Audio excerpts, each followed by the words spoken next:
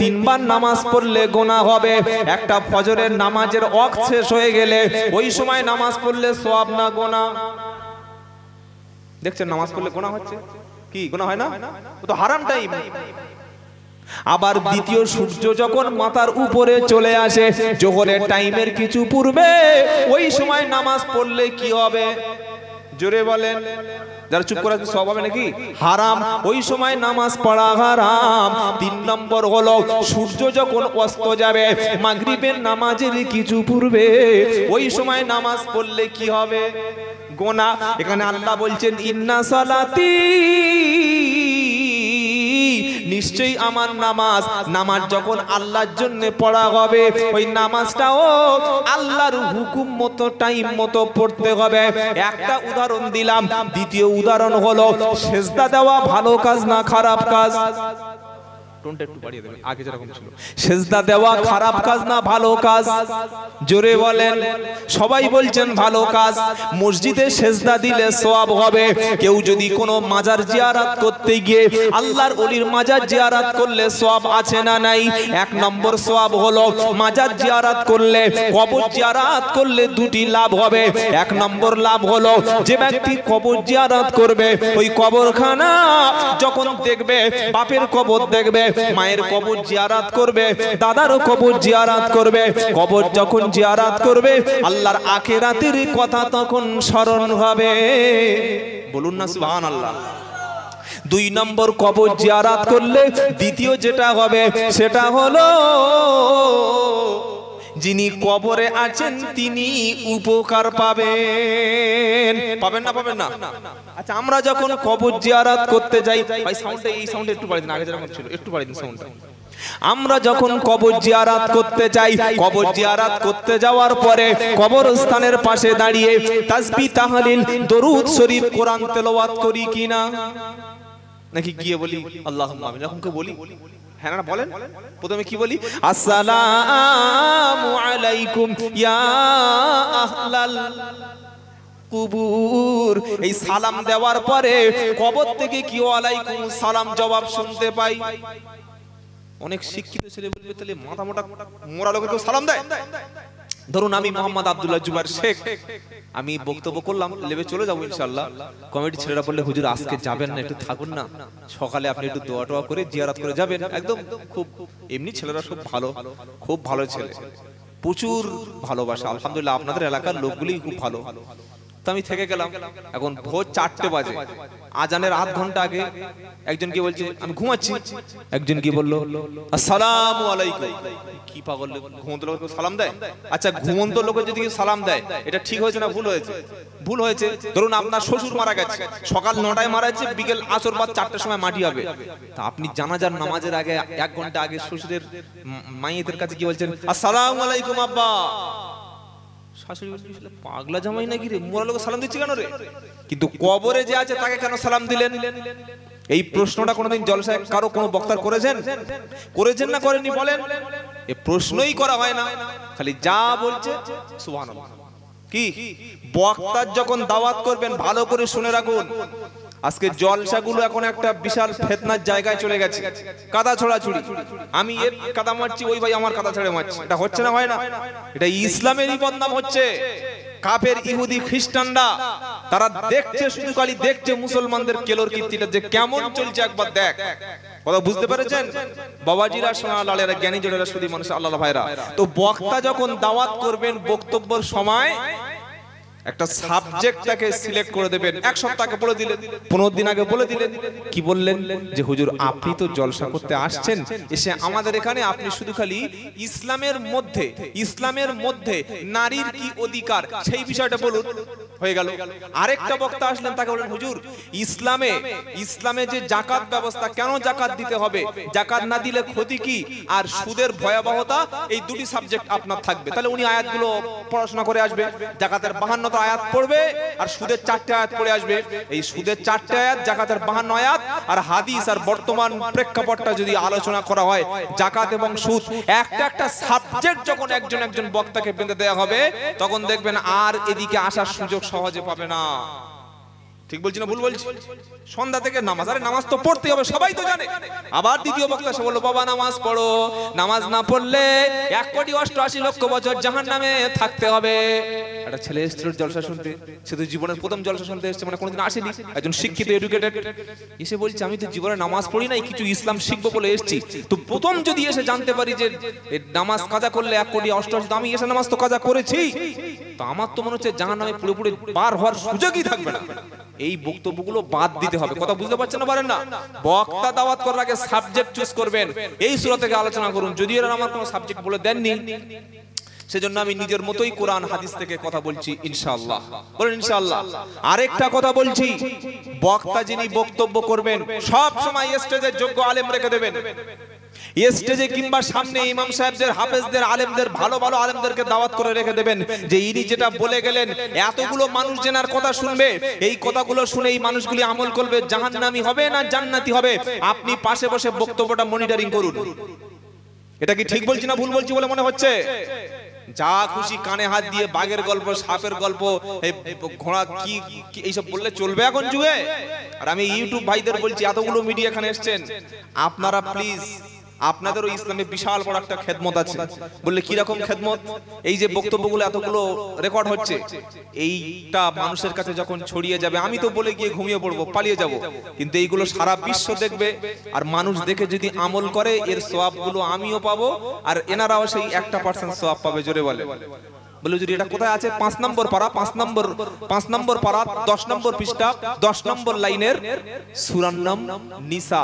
আল্লাহ বলছেন মাইয়াশপা শাফাতান হাসানাতু ইয়াকুল্লাহু নাসিবুম মিনহা, কেউ যদি ভালো কাজের জন্য সুপারিশ করে সেও তার সম পরিমাণ সওয়াব পাবে, তার অংশ পাবেই। বলুন সুবহানাল্লাহ। আপনারা থাম্বনেল গুলো যখন লাগাবেন, এই কাদা ছড়াছড়ি উমুক হুজুর কি বলেছে তার বিরুদ্ধে একটা দিলেন, এইগুলো প্লিজ আমার জন্য করবেন, আমি একা সমস্যা পড়ে আছি। কথা বুঝতে পেরেছেন? আমার সিম্পল একটা থাম্বনেল লাগিয়ে দেবেন, কোনো নারীর সঙ্গে বা এরকম বিতর্কমূলক আমাকে কিছু দেবেন না। আমি এমনি কোনো বিতর্ক পছন্দ করি না, আমি বুঝলেন তো? এবার বক্তব্য যেটা শুরু করছি সেটা কি বলছিলাম বলুন তো? ওই যে কি টাইমটা, নামাজের টাইমটা, সেই আপনি জিয়ারত করতে গেলেন, আসসালামু আলাইকুম ইয়া আহলাল কুবুর বললেন, একজন দাঁড়িয়ে বলল হুজুর মরা লোক তো মরে গেছে কবরে, তাকে কেন সালাম দেবো? মাথায় কি ভূত ঢুকেছে? উত্তর কি আছে বলুন? উত্তরটা নিয়ে যান। যখন আমরা বলি আসসালামু আলাইকুম, ইসলামে এত সুন্দর সিস্টেম বিশ্বের কোন ধর্মে পাবেন না।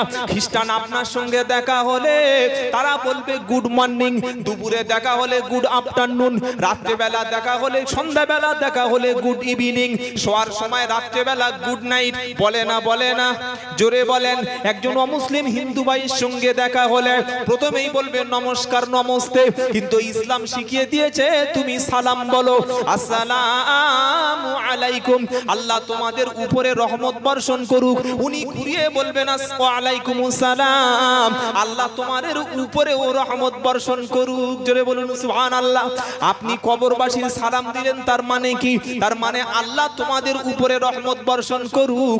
এটার অর্থ হলো এটা, যারা কবরে শুয়ে আছে তাদের নেকির দরকার আছে, তারা এখন তারা সমুদ্রে মানুষ পড়ে গেলে, জাহাজটা ডুবে গেছে, নৌকা ডুবে গেছে, মানুষ যেমন হাবুডুবু খায়, সমুদ্রে পড়া মানুষগুলি যেমন হাবুডুবু খায়, ঠিক মানুষ কবর হয়ে গেলে, আপনার আব্বা মারা গেছে, আপনার মা মারা গেছে, আপনার দাদা মারা গেছে, তারা কবরে হাবুডুবু খেয়ে বসে আছে। আপনি যদি একটু তাদের জন্য কিছু সওয়াব পৌঁছে দেন, কিছু যদি তাদের জন্য দান খয়রাত করে দেন, এটা তাদের কাছে হাদিয়া, গিফট হিসাবে পরিণত হবে। কথা বুঝতে পেরেছেন না পারেন নাই? জিয়ারত তো আল্লাহর ওলির কবর জিয়ারত করতে গেলেন, আপনার আব্বার কবর জিয়ারত করতে গেলেন, মায়ের কবর জিয়ারত করতে গেলেন, সওয়াব আছে না নাই? জোরে বলেন সওয়াব আছে। আমি একটু আগে বলছিলাম যে নামাজ পড়লে সওয়াব, আবার নামাজ পড়লে গুনাহ। এবার শোনাচ্ছি দেখুন, সেজদা দিলে সওয়াব হবে, আবার সেজদা দিলে কাফের হবে। কিরকম বললেন? সেজদা দিলে কাফের, তো নামাজ পড়বে না তো কি পড়বে? মসজিদে সেজদা দিলে লোকটা খাঁটি ঈমানওয়ালা, আর আল্লাহর ওলি কিংবা কোন একটা কবর জিয়ারত করে আসার সময় কবরে যদি একটা সেজদা দেয়, ঈমান থাকবে? জোরে বলেন। নাকি সেজদা দিলে ঈমান পাকা হবে? এই হ্যাঁ না বলেন। খাঁটি খাঁটি হাক্কানি ওলি যারা, খাঁটি হাক্কানি পীর যারা, তাদের দরবারে কোনোদিন সেজদা, জোরে বলো, হয় না, সেখানে সেজদা দিতে দেয়া হয় না। তাই আল্লাহ পাক বলছেন, নবীকে শোনাচ্ছেন, কুল ইন্না সালাতি, নবী বলো আমার নামাজ, ওয়া নুসুকি আমার কুরবানি, ওয়া মাহইয়া আমার হায়াতটা, ওয়া মামাতি আমার মৃত্যুটা, লিল্লাহি রাব্বিল আলামিন সবটুকু কার জন্য। এইবার এই মুসলমানের পরিচয়টা দিচ্ছি। লা শারীকা লাহু ওয়া বিদালিকা, আল্লাহর কোন শরীক আছে? জোরে বলো। ওয়া বিদালিকা উমিরতু ওয়া আনা মিনাল মুসলিমিন, সঙ্গে সঙ্গে আল্লাহর বান্দা শুনিয়ে দিচ্ছে, আল্লাহ নামাজ তোমার জন্য, কুরবানিটা তোমার জন্য, হায়াতটা তোমার জন্য, মওতটাও তোমার জন্য, সবকিছু তোমার জন্য নিবেদিত, তোমারও কোনো শরীক নাই, আর আমি মুসলমানদের মধ্যে একজন। আমি যে মুসলমান, আপনি যে মুসলমান, এটা প্রমাণ হয়েছে না হয় না? আর আপনাকে থাকতে হবে ইসলামের উপরে। কিসের উপরে বলেন? মাইয়াবতাগি গায়রাল ইসলামি দীনান ফালাই ইকবালা মিনহু ওয়া হুয়া ফিল আখিরাতি মিনাল খাসিরিন। 3 পারা 20 পৃষ্ঠা 5 নম্বর লাইনের 85 নম্বর আয়াত, সূরার নাম সূরা আল ইমরান। আল্লাহ পাক শোনাচ্ছে, মাইয়াবতাগি গায়রাল ইসলামি দীনান ফালাই ইকবালা মিনহু ওয়া হুয়া ফিল আখিরাতি মিনাল খাসিরিন। ইসলাম ছাড়া অন্য কোন পদ্ধতিতে, অন্য কোন দলে গিয়ে, অন্য কোন ধর্মের উপরে, অন্য কোন ইজামের মতবাদের উপরে তোমার জীবনটা যদি অতিবাহিত করো, তোমার সবকিছু বেকার হবে, একটাও আল্লাহর দরবারে কবুল হবে না, আখিরাতে তুমি ক্ষতিগ্রস্তের মধ্যে পড়ে যাবে। বললো যে দলিল না নেই কি আর আমি এসছি মনে হচ্ছে আপনাদের? এই যে দলিল না নিয়ে কি এসছি? প্রত্যেকটা কথার পিছনে দলিল থাকবে আল্লাহর কালাম অথবা নবীর হাদিস। বলুন সুবহানাল্লাহ। গল্প এখন আর চলছে না বাবা, বাজারে চলছে নাকি? একটা গল্প বলবো? হ্যাঁ বলবো তো, বললে তো আপনাদের টাইম নষ্ট হবে, টাকা দিয়ে টাইম নষ্ট করবেন আর এই এতগুলো সময় নষ্ট করে। বাবাজিরা, সোনারা, লালেরা, আল্লাহওয়ালা ভাইয়েরা, আল্লাহ পাক শোনাচ্ছে, ইসলাম ছাড়া অন্য কিছু চলবে না। বললে হুজুর দলিলটা বার করো। আল্লাহর নবী সাল্লাল্লাহু তাআলা আলাইহি ওয়াসাল্লাম, নবীর যখন 40 বছর বয়স হলো, সেই সময় নবীর উপরে একটা নতুন দায়িত্ব এলো। আল্লাহ পাক তার হাবিবকে ডেকে বলছেন, হাবিব আর ঘুমিয়ে থাকলে হবে না, আর শুয়ে থাকলে হবে না, এবার আপনার দায়িত্ব প্রচার করুন। ও আংদির আশিরাতাকাল আকরাবিন। জোরে বলুন। 19 নম্বর পারা 14 নম্বর পৃষ্ঠা 14 নম্বর লাইনের 214 নম্বর আয়াত, সূরার নাম সূরা শুআরা। আল্লাহ পাক বলছে, হাবিবি গো, এবার তুমি মানুষদেরকে সাবধান করো, মানুষদেরকে ভয় দেখাতে থাকো, আর তুমি চুপচাপ থেকো না। নবী সর্বপ্রথম খাদিজার কাছে কলেমা পড়তে বললেন। খাদিজা নবীর উপরে বিশ্বাস করে, আল্লাহকে না দেখে বিশ্বাস করে মুসলমান হয়ে গেল। ইস্টি মুসলমান হয়ে গেছে। ইসলামের প্রথম মহিলা মুসলিম, মানে আমাদের নবীর পিরিয়ডের পরে, তিনি হচ্ছেন খাদিজা রাদিয়াল্লাহু তাআলা আনহা। বলুন না সুবহানাল্লাহ। খাদিজা যখন মুসলমান হলেন, নবীর চাচা ছিল, নাম হলো, 4টে চাচা বেঁচেছিল। একটা হচ্ছে, একটার নাম হলেন আবু তালিব, একটার নাম হলেন আবু লাহাব, আরেকটা চাচার নাম হামজা, আরেকটা চাচার নাম হলো কি? আব্বাস। এই দুজনে আবু তালেব এবং আবু লাহাব দুজনে নবীকে দেখেছে, দুজনে নবীর সঙ্গে ঘুরেছে, কিন্তু মুসলমান হতে পারল না। হামজা এবং আব্বাস রাদিয়াল্লাহু তাআলা আনহুমা দুজনে কলেমা পড়ে মুসলমান হয়ে জান্নাতি চলে যায়।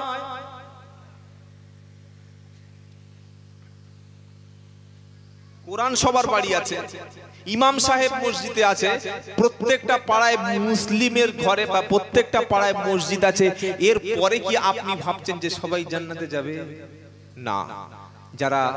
যাদের কপাল ভালো, যারা লাকি, যারা গুড লাক, যাদের তাকদীর ভালো, শুধুমাত্র তারাই হেদায়েত পাবে। বলুন না সুবহানাল্লাহ। মুসলমান না হলে সমস্ত আমল বেকার, মুসলমান না হলে সমস্ত ইবাদত বেকার, মুসলমান না হলে সমস্ত ভালোবাসা কাজ হবে না। কথা বুঝেছেন না বোঝেন নাই?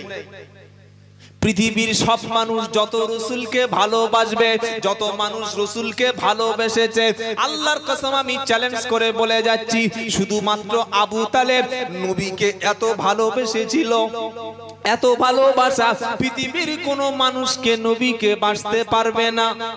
বলে দলিল আল্লাহ নবী সাল্লাল্লাহু তাআলা আলাইহি ওয়াসাল্লাম মায়ের পেটে যেদিন 6 মাস সেদিন আব্বা মারা গেল, 6 বছর বয়স যেদিন হলো সেদিন বিশ্ব নবীর মাও মারা গেল, 8 বছর বয়স নবীর হলো, দাদু আব্দুল মুত্তালিব অসুস্থ, নবীকে একটু কাছে পেয়ে নেকে বলছে নাতি আর মনে হয় আমি বাঁচবো না, তো চাচা আবু তালেবকে ডাক। আবু তালেব যখন আসলো এসে বলছে ছেলে রে, এই যে মা মরা সন্তান মুহাম্মদ, এ তো সম্পূর্ণ ইতিমের আশ্রয় দেওয়ার কেউ নাই, বাবা নাই, মা ছিল, মার কাছে আশ্রয় রেখে মারা যেতাম, মাও কবরে চলে গেছে, সুতরাং আমি মনে হয় মারা যাব, খবরদার তুই মুহাম্মাদের সঙ্গে কোনো খারাপ ব্যবহার করবি না। বলুন সুবহানাল্লাহ।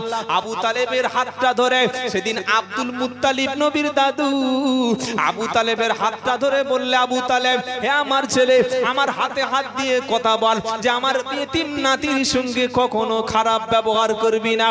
সেদিন বিশ্বনবী হাবিবুল্লাহ জনাবে মুহাম্মদুর রাসূলুল্লাহ সাল্লাল্লাহু আলাইহি সাল্লাম আব্দুল মুত্তালিবের সামনে শুনেছিলেন যে আবু তালেব বলল, আব্বা আপনার মরণের পরে আমার মুহাম্মদ আমার সন্তানের মতো লালন পালন হবে। বলুন সুবহানাল্লাহ। আব্দুল মুত্তালিবের কাছে আব্দুল মুত্তালিব মারা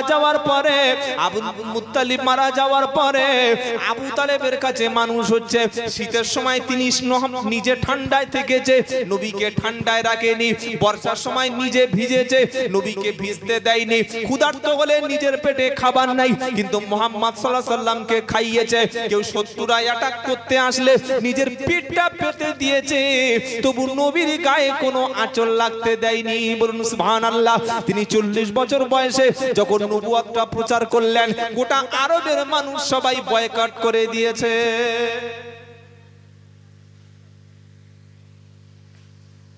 আপনি এই সমাজে যদি একেবারে ভালো মানুষ হয়ে থাকতে চান, আপনার শত্রু কম হবে না বেশি হবে? বলেন। যদি বলেন সুদখোরের বাড়ি আমি খাবো না, সুদের টাকা আপনার নেব না, কোণঠাসা হয়ে যাবেন।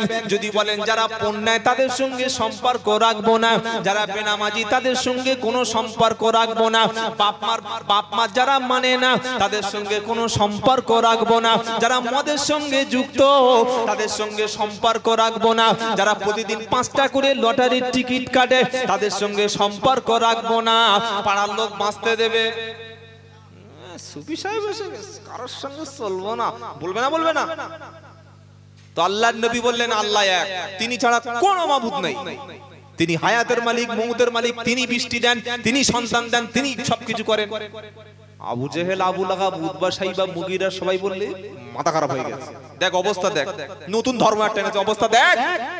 এতদিন 200-360টা খোদার মূর্তির কাছে, কারোর কাছে বৃষ্টি চেয়েছি, কারোর কাছে ছেলে চেয়েছি, কারোর কাছে মেয়ে চেয়েছি, কারোর কাছে চাকরি চেয়েছি, বিপদ থেকে উদ্ধার হওয়ার জন্য কারোর কাছে চেয়েছি, এ বলছে দেখা যায় না সে নাকি আল্লাহ, কোনো মানা যায়? নবী বললেন ইয়েস, ওটাই আমার ঈমান। বলুন সুবহানাল্লাহ। সুতরাং এটা প্রথমেই আপনাকে ঠিক করে নিতে হবে। আপনি যদি হকের পথে থাকেন, সত্যের উপরে অবিচল অটল থাকেন, ইসলামের উপরে যদি আপনি সহজ সরল ভাবে থাকেন, ঈমানের উপরে, শত্রু বাড়বেই, কারণ মুহাম্মদ সাল্লাল্লাহু আলাইহি ওয়াসাল্লাম তিনি পৃথিবীর একেবারেই ভালো মানুষ, যার ক্যারেক্টার সার্টিফিকেট আসমান থেকে আল্লাহ দিয়েছেন, বলুন সুবহানাল্লাহ। যার জীবনে ভুল নেই, যিনি ভুল করেন নাই, অথচ তার সবচাইতে শত্রু বেশি ছিল না? আর আজকের মুহাম্মদ সাল্লাল্লাহু আলাইহি ওয়াসাল্লামের শত্রু কেউ নাই? আছে না নেই? তাম বিশ্বের মানুষগুলো তার শত্রুতা করছে কেন? তিনি একদম খাঁটি পিওর মুসলিম, পিওর একদম আদর্শ নেতা ছিলেন, সেজন্য শত্রুতা করছে। তো আপনারা শত্রুতা হবে। তিন বছর আরবের মানুষগুলো একটা লিস্ট তৈরি করলো, একটা কাগজে লিখলো, এরকম বড় কাগজে কি লিখলো? যে মুহাম্মদ সাল্লাল্লাহু আলাইহি সাল্লাম নতুন ধর্ম প্রচার করছে, আমার বাপ দাদার ধর্মকে খারাপ বলছে, দেবদেবীদের গালিগালাজ করছে, তিনি সমাজ থেকে মদ নিষেধ করতে চাইছে, সমাজ থেকে অন্যায়ের বিরুদ্ধে কথা বলছে, নারী হত্যার বিরুদ্ধে সে সর্বপ্রথম কথা বলছে। সুতরাং মক্কা থেকে, সমাজ থেকে মুহাম্মদকে পুরো সমাজচ্যুত করে দেয়া হলো। লেখা হলো মুহাম্মদকে যে আশ্রয় দেয় আবু তালেব, ওকে সমাজ থেকে সমাজচ্যুত করে দেয়া হলো। কেউ খবরদার কখনো মুহাম্মদ সাল্লাল্লাহু আলাইহি সাল্লাম এবং তার চাচা আবু তালেবের কাছে খাবার বিক্রি করবে না। যে কুয়ো থেকে ওরা পানি নেবে, ওই কুয়োয় আর কেউ পানি খেতে যাবে না। ওদের সঙ্গে সমস্ত সামাজিক ভাবে সবকিছু বয়কট করে দিলাম। নবীর বাজারে যাচ্ছে, খাবার দিচ্ছে না, দোকানে যাচ্ছে, খাবার বিক্রি হচ্ছে না। আবু তালেব বলল, ভাইপো কি করব? আল্লাহর নবী বললেন, দেখো চাচা, আমরা সত্যের পথে আছি, সত্যের জন্য জীবন দেব, তবুও মিথ্যার সঙ্গে একমত হব না। জোরে বলো। আজ মুসলমানের 5000 টাকা দিলে নিজের মায়ের পেটের ভাইয়ের বিরুদ্ধে মুখে দাঁড়িয়ে আছে, মাস পরে মিথ্যা সাক্ষী দেবে, হ্যাঁ না? জোরে বলো। আজ মুসলমান ছেলে বিয়ের সময় 20,000 টাকা গোপনে নিয়েছে, এগুলো মুসলমান। আজ মুসলমান নিজের বউটাকে বন্ধন অফিসে পাঠিয়ে নিজে জিকির করছে রাত্রিবেলা, আল্লাহ আল্লাহ আল্লাহ। আল্লাহ বলছে, ফেরেশতা দেখ, অবস্থা দেখ, ছাদ উড়িয়ে দেবে। কি ছাদ উড়িয়ে দেবে? আজকের অবস্থাটা দেখ। আপনি যে কল পরিষ্কার করছেন, ভেতরে মাল ঠিক আছে তো? এই যে আগে ইঞ্জিন সার্ভিস করার আগে মোবিলটাকে চেক করো। কত বুঝেছেন না বোঝেন নাই? খাবার হালাল, ব্যবসা হালাল, হালাল পেশা, 2 হাত দিয়ে উপার্জন করেন, নামাজ পড়লেন, আপনি জান্নাতি, বলুন সুবহানাল্লাহ। তবে জিকির করবেন কল পরিষ্কার আগে, পেটটা আগে পরিষ্কার করেন। কেউ যদি 1 বোতল অ্যাসিড খেয়ে নেয়, 10 বছর হায়াত বেড়ে যাবে তো? কথা বলেন, বাড়বে না? বাড়বে না?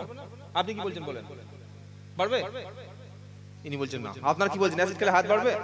তো অ্যাসিড খেলে যদি মারা যায়, তো হারাম খেলে ঈমানটা কি করে থাকবে বলেন আমার আপনারা? বাবাজিরা, সোনা লালেরা, সবাই সত্য কথা বলবো, ন্যায়ের পথে থাকবো, হকের পথে থাকবো। তাতে আমার খাওয়া খারাপ হয় হোক, প্রতিদিন মাংস খাওয়ার দরকার নাই, প্রতিদিন খাসির ঠ্যাং খাওয়ার দরকার নাই, লেগ পিস খাওয়ার দরকার নাই, হালাল টাকায় কচু শাক খাবো, বলুন ইনশাআল্লাহ। খেলে কি হবে? হাত তুললে সাথে সাথে দোয়া কবুল হবে, বলুন সুবহানাল্লাহ। সেদিন বোর্ড পড়ে গেল কাবা শরীফের সামনে যে এই ব্যাপার, মুহাম্মাদের সঙ্গে কেউ চলবে না, কেউ খাবে না, বাজারে মাল বিক্রি করবে না, মুহাম্মদ আবু তালেব বয়কট। ওটা লিখে বড় বড় লিডাররা সই করে সিগনেচার করে কাবা শরীফের সামনে টাঙিয়ে দিল। ওটাকে আর কোনো রক্ষাও নাই। 3 বছর হয়ে গেল, খাবার সবকিছু শেষ হয়ে গেল। কয়েক মাস পরে বিশ্ব নবী এবং আবু তালেব, সাবে আবু তালেবের ভিতরে জেলখানার মতো অবস্থা হয়ে গেল। কোথাও বার হতে পারছে না, খাবার কেউ দিচ্ছে না, পানি কেউ দিচ্ছে না, কি করবে? শেষে গাছের পাতাগুলো পেড়ে খেয়ে গাছের পাতাও শেষ হয়ে গেল। এই রকম কষ্ট কেন করলো আবু তালেব? শুধু বলেন, কার জন্য কষ্ট করেছিল? মুহাম্মদ সাল্লাল্লাহু আলাইহি সাল্লামকে বাঁচানোর জন্য কষ্ট করলো। 3 বছর যখন পার হয়ে গেল, কাবা শরীফের যে ওই খোদাই করা ছিল, কাবা শরীফের দরজার সামনে মুআল্লাকা হিসাবে যে সাদা কাগজটা, চুক্তিপত্রটা লেখা ছিল, আল্লাহর হুকুমে আল্লাহর নবী বললেন, আল্লাহ খাবার শেষ, পানিও শেষ হয়ে গেল, কোথাও যেতে পারছি না, আল্লাহ আমরা বাপ বেটা কি এভাবে মারা যাব? তোমার ইসলাম সারা বিশ্বে কি প্রচার করব না? আল্লাহ পাক বলছে, হাবিব, তোমাকে তো মদিনার নবী করে পাঠালাম না, তোমাকে মক্কার নবী করে পাঠালাম না, তোমাকে সৌদি আরবের মধ্যে ইসলাম শুধু সীমাবদ্ধতা রাখবো না, কুল ইয়া আইয়ুহান নাসু ইন্নী রাসূলুল্লাহি ইলাইকুম জামিআ। 9 নম্বর পারা 9 নম্বর পৃষ্ঠা 12 নম্বর লাইন, সূরার নাম সূরা আরাফ। আল্লাহ পাক শুনিয়ে দিচ্ছে, হাবিব বিশ্বের জমিনে যত মানুষ আছে, বিশ্বের জমিনে যত মানুষ আছে সবার জন্য তোমাকে আমি রাসূল হিসাবে পাঠালাম। আর কি করলাম? ওয়ামা আরসালনাকা ইল্লা রাহমাতাল লিল আলামিন। হাবিব গো, বিশ্বের জমিনে সবার জন্য তোমাকে আমি রহমত হিসাবে পাঠালাম। এই রকম নবী 3 বছর বন্ধ থাকবে। ওই সময় আল্লাহ পাক কি করলেন? ওই পোকা পাঠিয়ে দিলেন। ওই পোকার কাজ কি? বন্দুকের গুলি করা, তাই তো? কি ওই পোকার কাজ হলো কাগজ নষ্ট করা, মূল্যবান তথ্যগুলো নষ্ট করে দেওয়া। ওই পোকা লেগে গেল কাবা শরীফের দরজায়, যেখানে মুহাম্মদ সাল্লাল্লাহু আলাইহি সাল্লাম তার চাচার বয়কটের চুক্তিপত্র লেখা ছিল। ওই পোকা লেগে গিয়ে চুক্তিপত্রগুলো সব নষ্ট করে দিল। আর চুক্তিপত্র নষ্ট হয়ে গেল, সাথে সাথে অবরোধ উঠে গেল। আল্লাহর নবী সেদিন রেহাই পেয়ে গেলেন। জোরে বলুন সুবহানাল্লাহ। বলে যে ওই পোকা খেয়ে নিল আর সবাই মেনে নিল। এবার নবী যখন সেখানে গেলেন, আবু তালেব সেখানে গেলেন, সবাইকে ডেকে বললেন চুক্তি কই? সবাইকে ডেকে বললেন চুক্তিটা কোথায় গেল? গিয়ে দেখছে সত্যি তো পোকায় খেয়ে নিল, অথচ পোকায় লাগার কারণ ছিল না। আল্লাহ পাক তার হাবিবকে পরীক্ষা করে নিলেন, আর সাথে সাথে পোকা পাঠিয়ে সেটাও নষ্ট করে চুক্তিটা তখন উঠে গেল। এটা কি নবীর প্রতি কম ভালোবাসা ছিল আবু তালেবের? আরেকটা ভালোবাসা শোনাচ্ছি দেখেন, আমাদের তখন ভালোবাসা হচ্ছে না। আরেকটা ভালোবাসা হলো যখন চতুর্দিক থেকে কোণঠাসা হলো, টাকা সম্পত্তির অভাব যখন নবীর দেয়া গেল, নবী বললেন না, সুন্দরী মহিলা যদি আমার দেয়া হয়, কোটি টাকার সম্পত্তি যদি আমার দেয়া হয়, আমি ইসলামের কথা থেকে, হকের দাওয়াত থেকে, কলেমার দাওয়াত থেকে এক চুল দূরে সরে যাব না। সুবহানাল্লাহটা উপরে গিয়ে বলবেন, জোরে বলুন না সুবহানাল্লাহ। নবী বললেন চাচা ওরা টাকার লোভ দেখাচ্ছে, যেটা সূর্য, যে সূর্য পৃথিবী থেকে 9 কোটি 30 লক্ষ মাইল দূরে, ওই সূর্যটা যদি আমার হাতে এনে দেয়া হয়, চাঁদটা যদি বাম হাতে এনে দেয়া হয়, আল্লাহর পথ থেকে, কলেমা থেকে এক চুল সরে যাব না। জোরে বলুন। আর মুসলমান এনআরসির ভয় দেখিয়েছে, দাড়ি চেঁচে দেখি শুধু হাফ প্যান্ট পরে ঘুরছেন। কি হলো রে? বলে ও যদি তাড়িয়ে দেয়, ঈমান আছে? মনে রাখবেন, আপনার বুকে বন্দুক ধরেছে একজন, বলছে হয় ঈমান ছাড়, আল্লাহ ছেড়ে দে, আর তা নাহলে ফট ফট ফট করে গুলি করবি। তো আপনি এদিকে শুনে ভয় তো পেচ্ছাপ হয়ে গেছে, কি করব? ঠিক আছে আমি কালেমা ছেড়ে দিলাম। এটা কি ঈমানদারের কাজ না বেঈমানের কাজ? ঠিক বলছেন তো? একবার রাতে যদি ধরে দেখা হয় কেমন লাগে? বলে যা আছে সব নিয়ে যা, শুধু আমার জীবনটা ছেড়ে দে। কিন্তু বিশ্ব নবী তিনি তো আল্লাহর খাস বান্দা, তিনি তো আল্লাহর গোলাম। আমরা কার গোলাম? জোরে বলেন, জোরে বলেন, আল্লাহর গোলাম। এখন কিছু কিছু বেদাতি তরিকার লোক বার হয়েছে, ওরা বলছে আমরা মুহাম্মাদের গোলাম। শুনেছেন না? শুনেন নাই? এই শুনেছেন না? কত বড় বাজে কথা! দেখেন, কেউ মুহাম্মাদের গোলাম হতে পারে? গোলাম কার? আল্লাহর। নবীও গোলাম ছিলেন কার? আল্লাহর। নবী আমাদের নেতা, আমরা নবীর উম্মত। নবী সাল্লাল্লাহু আলাইহি ওয়াসাল্লাম যে পদ্ধতিতে চলেছেন, যেটা করেছেন, সেটাই সেই পথে চলবো। বলুন ইনশাআল্লাহ। কিন্তু গোলাম মনে রাখবেন আল্লাহর। এখন একদল ভণ্ড বলছে বলে আমরা নবীর না, নবীর গোলাম নয়, স্বয়ং রাসূলুল্লাহ তিনি আল্লাহর গোলাম ছিলেন। বলুন না সুবহানাল্লাহ। গোলাম কার? জোরে বলেন। আল্লাহর নবীজি ওই সময় বলে দিলেন, আবু তালেব নবীকে ছাড়তে চাইলেন না। এবার যেটা বলতে চাচ্ছি, আপনি ইসলামের উপরে না থাকলে শুধু ভালোবাসা দেখিয়ে কোনো কাজ হবে না। আবু তালেব যখন মারা যাচ্ছে, আল্লাহর নবী সাল্লাল্লাহু আলাইহি সাল্লাম 10 বছর আবু তালেবকে বুঝিয়ে বলেছে, চাচা তুমি আমার জন্য এত কষ্ট করলে, জীবন দিলে, কিন্তু একবার তুমি কলেমাটা পড়ো শুনি। চাচা বলছে ঠিক আছে, সময় আছে, পরে দেখছি, পরে দেখছি। আজ মুসলমানদের ছেলেদের একই অভ্যাস, মুসলমানদের মেয়েদেরও অভ্যাসটা কি 18 বছর বয়স উচ্চ মাধ্যমিক দিয়েছে ভাই, তোমার তো স্কুল 1.5 মাস 2 মাস ছুটি আছে, এই 1.5 মাস 2 মাসের মধ্যে ইমাম সাহেবের কাছে প্রত্যেক দিন 1 ঘন্টা বার হও, অথবা কোথায় কোরআন শরীফ শিখছে একটু সেখানে যাও, অথবা কোন মাদ্রাসায় সুযোগ পায় একটু দেখো, 1 মাস 2 মাস সময় দিয়ে কোরআন শরীফটা একটু শিখে নাও। এই বন্ধু আমি আব্দুল্লাহ জুবাইর বলছি, শুনে রাখো, আপনাদের মতো বয়স্ক লোক কোরআন শরীফ শেখার চাইতে এই রকম যুবক বা ইয়াং সোসাইটি যারা আছে এদের ব্রেনটা ভালো, এদের মেমোরিটা অনেক অ্যাক্টিভ রয়েছে, এরা 1 থেকে 2 মাস 1 ঘন্টা করে সময় প্রতিদিন যদি লাগায় অবশ্যই এরা কোরআন দ্রুত শিখে নেবে। কারণ কোরআন শেখাকে আল্লাহ সহজ করে দিয়েছেন। জোরে বলেন, জোরে বলেন, ওয়ালাকাদ ইয়াসসারনাল কুরআনা লিযিকর ফাহাল মিম মুদ্দাকির। সূরা কমার 4 জায়গায় আল্লাহ অ্যানসার দিচ্ছে। বান্দা বলছে আল্লাহ বয়স তো অনেক হয়ে গেছে, হায়াত তো অনেক পেয়ে গেছি, পান খেয়ে খেয়ে জীব নষ্ট করেছি, কথা বলতে গেলে জড়িয়ে যায়, এখন কি কোরআন শিখতে পারবো? তো আল্লাহ পাক শোনাচ্ছে ওয়ালাকাদ ইয়াসসারনাল কুরআনা লিযিকর ফাহাল মিম মুদ্দাকির। অবশ্যই অফকোর্স আমি আল্লাহ এই কোরআনটা এই জিকিরটা মুখস্থ করার জন্য, অনুধাবন করার জন্য, বুঝে নেওয়ার জন্য, তেলাওয়াত করার জন্য, মেমোরাইজ করার জন্য আমি আল্লাহ তোমাদের জন্য অনেক সহজ করে দিয়েছি। কে আছো বলো কোরআন থেকে তোমরা হেদায়েত নেবে। 70 বছর বয়স, রাতে সিনেমা দেখতে সিরিয়াল দেখতে অসুবিধা হচ্ছে, মোটা পাওয়ারের চশমা এনেছে চোখে সিরিয়াল দেখবে বলে।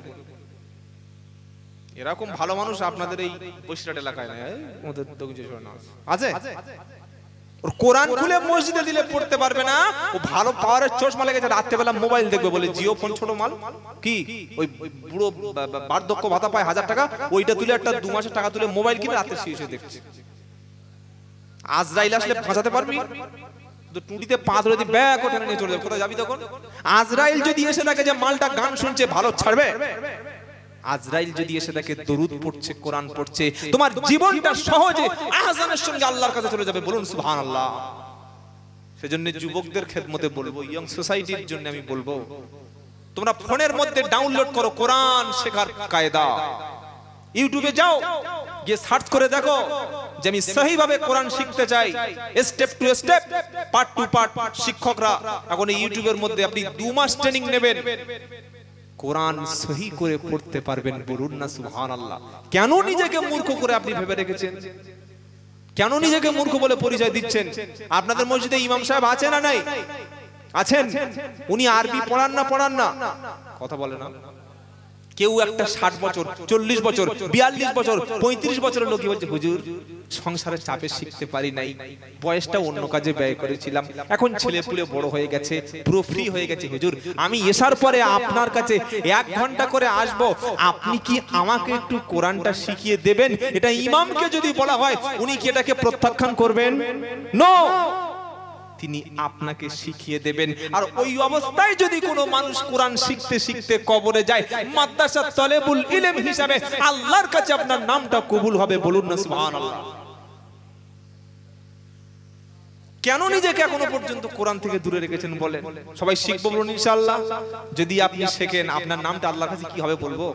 এই বলবো না, বলবো না। খায়রুকুম, আহা বিশ্বনবীর হাদিস, খায়রুকুম মান তাআল্লামাল কুরআনা ওয়া আল্লামাহু। সুবহানাল্লাহ। আগে বলে তোমাদের মধ্যে সবচাইতে ভালো হলো তারা নিজে কোরআন শিখবে যারা, অপরকে শিক্ষা দেবে যারা, ওরাই হলো সবচাইতে আল্লাহর কাছে ভালো। জোরে বলুন। বিশ্বনবী সাল্লাল্লাহু তাআলা আলাইহি ওয়াসাল্লাম, আল্লাহর নবী যখন মদিনার মসজিদ স্থাপন করলেন, হে সোনারা চাঁদেরা, জ্ঞানী জনেরা, ন্যায় নিষ্ঠবানেরা, আজকের মসজিদ থেকে আর কিন্তু কোরআনটা শেখানো হচ্ছে না। নামাজ হয়ে গেল, 10 লক্ষ টাকার মসজিদে তালা পড়ে গেল, ইমাম খেয়ে ঘুমিয়ে গেল, মুয়াজ্জিন খেয়ে বাড়িতে বিবির কাছে চলে গেল, আর মুক্তাদিরা নামাজ পড়ে সালাম ফিরিয়ে টুপিটা পকেটের মধ্যে দিয়ে পরের ওয়াক্তে আবার চলে আসে। কিন্তু না, আল্লাহ নবী সাল্লাল্লাহু আলাইহি সাল্লামের মসজিদের সামনে একটা জায়গা ছিল, ওই জায়গাটা এখনো আছে, যার নাম হলো আসহাবে সুফফা। এখানে হাজী বা সম্মানিত উমরাহকারী কেউ আছেন? একজন কোন হাজী নাই? কে? একটু হাতটা দয়া করে তুলবেন, বেয়াদবি নেবেন। আচ্ছা বাবা হাত লাগান। মসজিদে নববীর সামনে আসহাবে সুফফা বলে একটা জায়গা আছে না নেই? এই দেখুন, আমাকে জিজ্ঞাসা করবেন, আমি তো মিথ্যা বলি না, জিজ্ঞাসা করবেন। মসজিদে নববীতে, ওই মসজিদে নববীর নবীর মসজিদের সামনে আসহাবে সুফফা বলে একটা জায়গা আছে।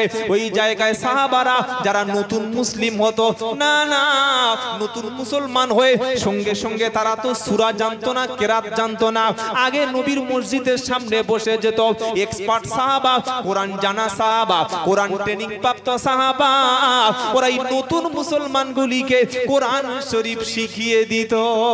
সুবহানাল্লাহ। একবার কোরআনের এরকম ক্লাস চলছে, ট্রেনিং হচ্ছে, আল্লাহর নবী বাইরে আসলেন, সাহাবারা সম্মানে একটু মোটামুটি উঠে দাঁড়ালেন। নবী বললে বসো বসো।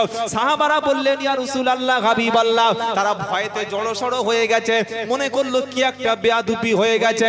আল্লাহর নবী বললেন সাহাবারা, না না তোমরা জানো না, জানো না, আল্লাহ পাক বলছেন নবী তুমি গিয়ে এক্ষুনি ওদের সাথে বসো, ওরা কেমন ভাবে কোরআন পড়ছে তুমি শোনো, আমি আল্লাহ তোমার ওখানে বসতে বলেছি। জোরে বলো। ওই সময় নবী বললেন খায়রুকুম মান তাআল্লামাল কুরআনা ও আল্লামাহু, তোমাদের মধ্যে সবচাইতে ভালো হলো তারা নিজে কোরআন শিখবে যারা, অপর কি শিক্ষা দেবে যারা। হে বাবাজি, জাহান্নামের আগুন থেকে যদি বাঁচতে চাও, নিজে ঈমান নিয়ে যদি কবরে যেতে চাও, কোনো দলের দালালি করতে হবে না, কোনো দলের কাছে যেতে হবে না, ইমামের কাছে বসে যাও, আউযুবিল্লাহটা পড়ো, ছাত্রের মতো বসে যাও। অনেক বয়স্ক লোক মনে করবে আমার বয়স তো 60 হয়ে গেছে, ইমামের বয়স হবে 35, ছেলের বয়সের কাছে কি করে শিক্ষা করব? লজ্জার কিছু নাই, লজ্জার কিছু নাই, শিক্ষার কোনো শেষ নাই, মার খাওয়ার বয়স আছে, যে কোনো মুহূর্তে মার পড়ে যেতে পারে, এমনকি মরণের পরেও মার খাওয়ার বয়স থাকবে না, মরণের পর তো স্পেশাল শুরু হবে। আর যারা মনে করছে লজ্জা লাগছে বুড়ো বয়সে লাগলো না, বুড়ো লোকের ভীমরুদি কোরআন, তো নিজের বিবি যদি থাকে নিজের বিবির কাছে বসে যাও। এই শিক্ষিত যুবক বন্ধুরা, শপথ নাও আমরা কোরআন ওয়ালা মেয়ে ছাড়া কখনো বিয়ে করব না, বলুন ইনশাআল্লাহ। বলুন হুজুর সে আমাদের সম্পর্ক তৈরি হয়ে গেছে, সেই ক্লাস কি এইচএস থেকে চলছে। বাবারা, সোনারা, লালেরা, এটা শুনে রাখুন, সবাই কোরআন শিখে কবরে যাব, বলুন ইনশাআল্লাহ। এইবার আবু তালেব, আল্লাহর নবী সাল্লাল্লাহু আলাইহি ওয়াসাল্লাম, আবু তালেবের মরণের সময় হয়ে আসলো, নবী দেখছে যে আমার নিজের চাচা বেঈমান হয়ে কবরে যাবে। আচ্ছা আমার আব্বা, আমি মোহাম্মদ আব্দুল্লাহ জুবায়ের, আমার আব্বা যদি খ্রিস্টান বা ইহুদি বা মুশরিক যদি হয়ে বেঈমান হয়ে কবরে যায়, এটা সব লোক যদি শুনে বা জানে, এটা দুঃখের খবর না সুখের খবর? বিশাল বাজে খবর। ও হুজুরের বাপটা বেঈমান হয়ে গেল, বা মসজিদের ইমাম সাহেব ওনার বাপ যদি খ্রিস্টান হয়ে যায়, ভয়ঙ্কর অবস্থা। তো নবীর নিজের চাচা 10টা বছর নবী যাকে বুঝিয়েছে, সেজন্য কাল করব, পরশুদিন করব, তারপরের দিন করব, এই চিন্তা ভাবনা করবেন না, মনে থাকবে ইনশাআল্লাহ।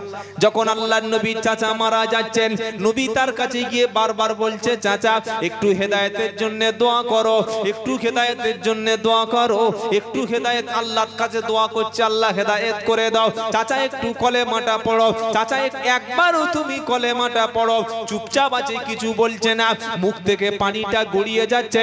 আল্লাহর নবী ওই সময় একটু সুযোগ পেলেন, আবু জাহেল, আবু লাহাব সবাই বসে আছে, মাথার কাছে একটু ফাঁকা জায়গা আছে।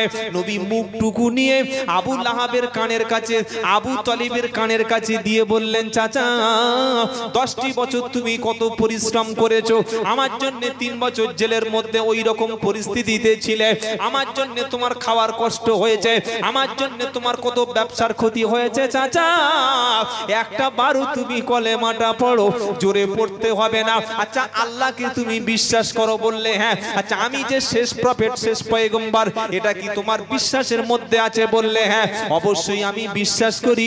নবী বললেন চাচা বিশ্বাস যখন করো, একটা বারও তুমি কলেমাটা পড়ো। ওই সময় আবু তালেবের কথাটা কত কঠিন কথা, শুনে রাখুন। আবু তালেব ওই সময় বললে ভাই পরে তুমি যে আমার বারহাক শেষ নবী, এটা আমি অন্তর থেকে বিশ্বাস করি।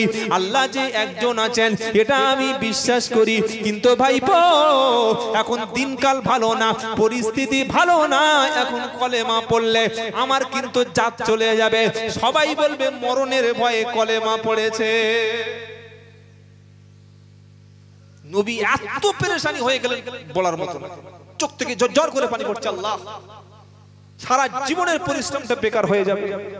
এত দিন মেহনত করলাম, এত দাওয়াত দিলাম, এত কথা বললাম, মরণের সময় কি একবার কলেমা হলো না?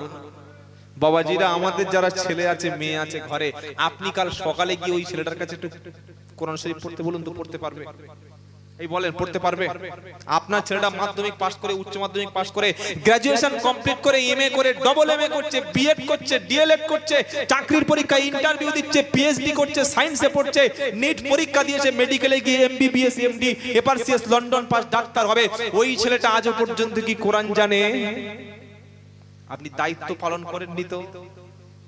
আপনার টুপি দাড়ি কিন্তু আটকে যাবে কিয়ামতে গো, এটা মনে রেখে দিও।